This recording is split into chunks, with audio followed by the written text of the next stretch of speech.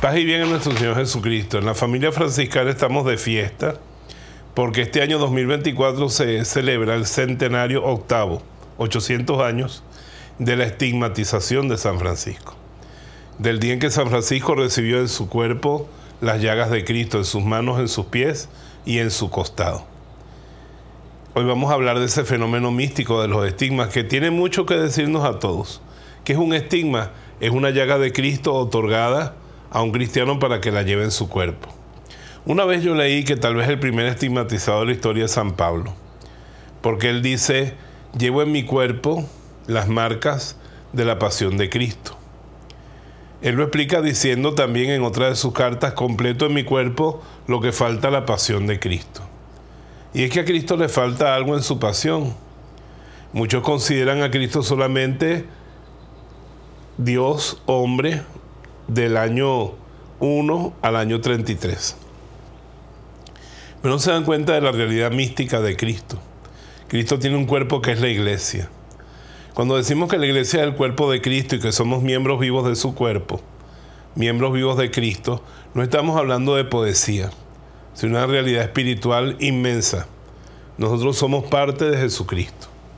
Una vez un sacerdote jovencito estaba adorando al Santísimo y sintió que le decía: yo soy tú y tú eres yo. Y fue a hablárselo a su director espiritual y dijo: efectivamente, por el bautismo y los sacerdotes más todavía por el sacerdocio, estamos vinculados a Cristo, somos una sola cosa con Él. Dios ha respondido a esa oración que hizo Jesús en la última cena: Padre, que así como tú y yo somos uno, todos estos creyentes sean uno con nosotros. Somos uno solo con Cristo, pertenecemos a la familia de Dios. Y a cada uno le toca cumplir un pedacito de eso. San Pablo no creo yo que haya tenido los estigmas como San Francisco, en las manos, en los pies, en el pecho. Yo creo que él se refería a los azotes que había recibido y a su cuerpo consumido por las cárceles, las penalidades, los viajes por el Evangelio.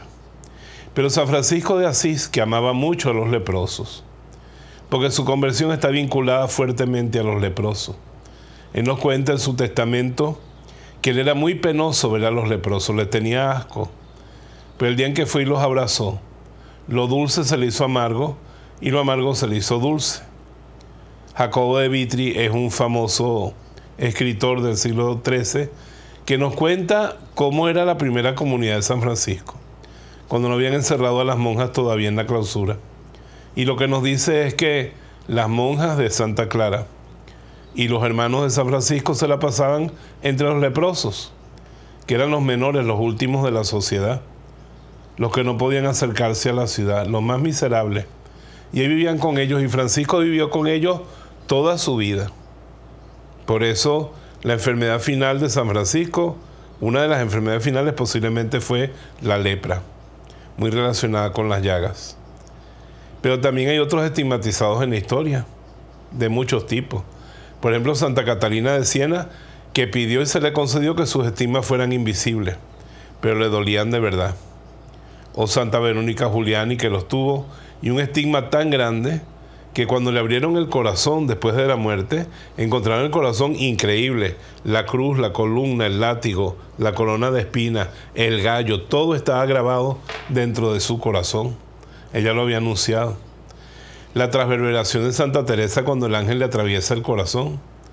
La marca de la espina de la frente de Santa Rita, que está incorrupta, y se le hizo un estudio al cráneo de Santa Rita y se vio que la espina de la estigmatización entraba hasta el hueso de su frente. O sea que Jesús, cuando fue coronado de espinas, hasta los huesos se le rompieron bajo la puya de las espinas. Y así se lo regaló a Santa Rita. El más famoso de nuestros tiempos es el Padre Pío. Pero junto con él está Catherine Newman, una alemana que no está beatificada todavía, pero es un fenómeno de estigma impresionante. Y tantos otros santos que han recibido ese don de Dios. Y celebramos especialmente a San Francisco, que hacia el final de su vida, ya Francisco iba a morir, él murió de 46 años, estaba en el fracaso total de su vida. Él fue a Tierra Santa, trató de hacer una misión de conciliación con los musulmanes en lugar de las cruzadas violentas que hacíamos los cristianos. Él pensó en convertir a los musulmanes en vez de matarlos, pero no logró mucho. En cambio, el jefe musulmán le dio permiso para visitar Tierra Santa y volvió enfermo de los ojos y con una enfermedad que, si vemos algunos síntomas en sus biografías originales, por ejemplo, que le aplicaran hierros candentes en las sienes por la infección de los ojos y no le dolieran, posiblemente ya tenía lepra también. Y este Francisco de Asís ve que su ideal se difumina. Los frailes hacen universidades, visten hábitos de seda, hacen conventos y llevan su nombre. Y él ve que el ideal de pobreza primero se va perdiendo. Eso ha sido causa de diatribas en la orden franciscana ya por 800 años. Y cuando él ve eso, lo obligan a escribir una regla. Él no quería más regla que el Santo Evangelio, pero se retira a escribir las reglas y eso, y en uno de esos retiros se va al Monte Alberni. Él era muy amigo de largos retiros, lo llamaba cuaresmas. Cada año hacía la cuaresma de la iglesia y una cuaresma en honor a San Miguel, que empezaba el día de la Asunción, larga. En esas cuaresmas él ayunaba, se iba solo. Y en una cuaresma en el Albernia, un 17 de septiembre, pues recibe la visión de un ángel con 6 alas que recubre un crucifijo y le quedan en las manos, en los pies y en el costado las llagas. Fray Elías, el querido por mí Fray Elías, que pobrecito, es un personaje oscuro en la historia franciscana, pero muy claro, porque Santa Clara lo amaba tiernamente, San Francisco también, y es padre general de la orden en los primeros tiempos, nos regala una descripción minuciosa de las llagas de San Francisco. Y las historias del inicio de la orden nos hablan de que la llaga del pecho era tan grande que una vez un hermano aseando a San Francisco se le fue la mano y le entró la mano completa dentro de la llaga. Y las llagas de las manos y de los pies no eran huecos como el Padre Pío, sino que eran formaciones de carne que hacían como un tumor que tomaba la forma de un clavo. Y era chato por la palma y puntiagudo al final. O sea que estaba crucificado de verdad por clavos de carne. Y eso lo pudieron contemplar sus contemporáneos.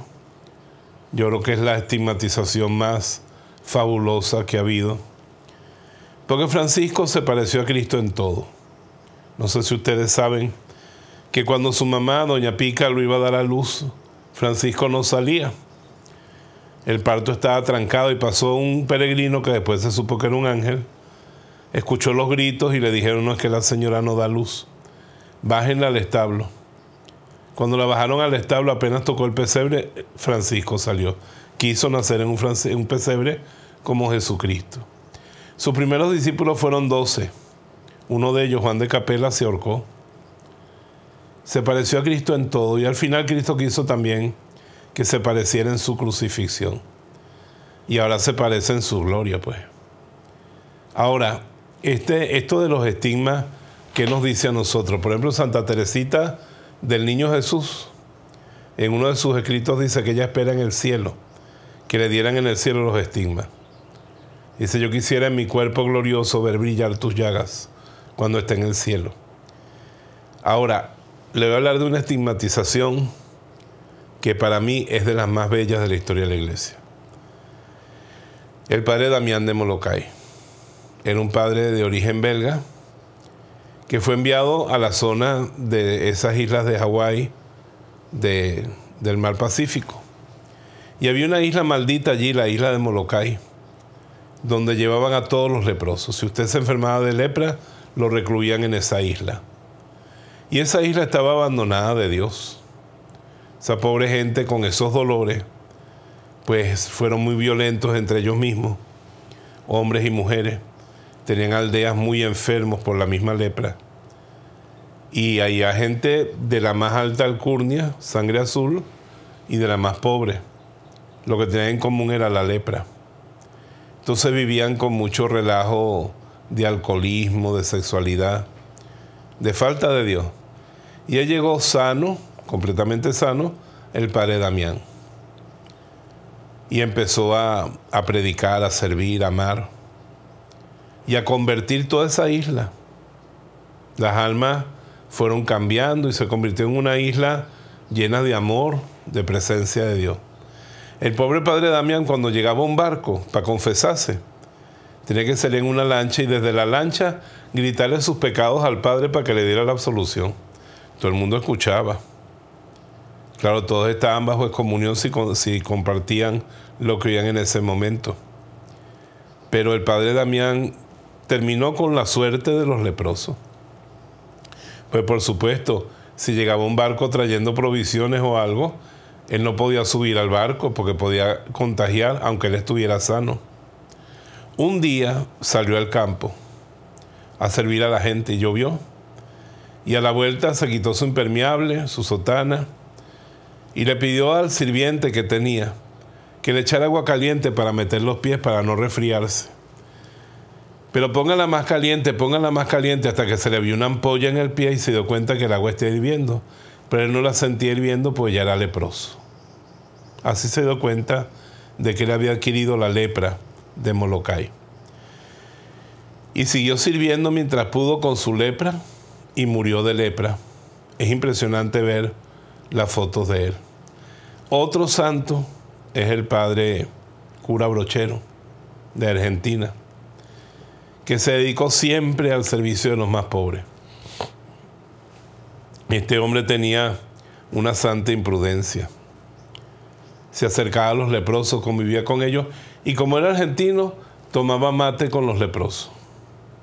Al poco tiempo se declaró la lepra y lo dejó ciego, igual que a San Francisco, y murió ciego y leproso, el santo cura Brochero. El santo más santo de los sacerdotes que hemos existido en la tierra, me parece a mí, que es el cura Brochero.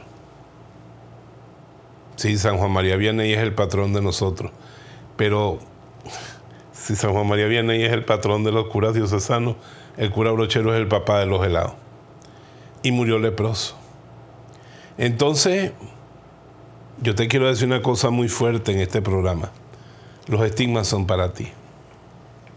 Y no es que se te va a aparecer un ángel como a Santa Gema o a San Francisco y te va a dejar la llaga. Solo deja a Dios para muy poco. Pero los callos de mi papá, cuando trabajaba en la bomba, el hecho de que de tanto trabajar y sufrir muriera de 57 años, esa enfermedad que a ti te viene de tanto servirle a los demás, ese dolor tuyo por servirle al Evangelio es el dolor de Cristo. Y tú como San Pablo y San Francisco y el Padre Pío y Santa Gema y Santa Catalina y Santa Rita de Casia y Catherine Newman, tú también estás llamada a compartir las llagas de Jesucristo. Así que cuando te enfermes de tanto amar, de tanto servir como sacerdote, como religiosa, como padre de familia, como madre de familia, como soltero o soltera dedicado al Evangelio, cuando te salga una llaga, un dolor, un sufrimiento, es un estigma de Cristo, así que valóralo mucho. Y tú podrás decir como San Pablo, como San Francisco, llevo en mi cuerpo las marcas de la pasión de Cristo. Es para que veas que no sufres solo y que no estás abandonado. El padre Damián, el padre Brochero, nunca estuvieron abandonados al llevar las llagas de Cristo por servirle a los demás. Y cuando veas una religiosa, un sacerdote anciano doblado con un dolor, un abuelo con un dolor en la casa, invalidándose o con llagas en la mente, con el Alzheimer, con la demencia, con el olvido, date cuenta de que estás delante de Cristo crucificado. Trátalo bien. Que nuestro Padre nos bendiga desde el cielo, San Francisco, el Señor los bendiga y los guarde, le muestre su rostro y los salve, tenga piedad de ustedes y les conceda la paz.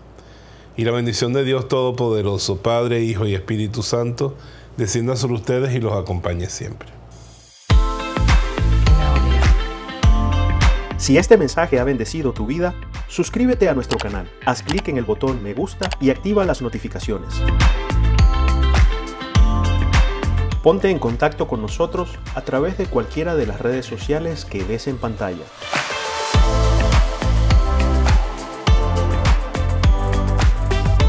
Visita nuestra página en internet y no te olvides de orar por nosotros.